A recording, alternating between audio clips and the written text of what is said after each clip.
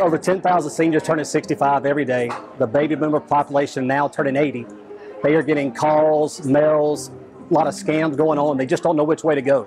And because of these events, we're able to kind of introduce ourselves to the community between home health care partners, senior insurance advisors, and other people. We come together to kind of just offer their information to help more seniors understand kind of what we do and how we can help them more.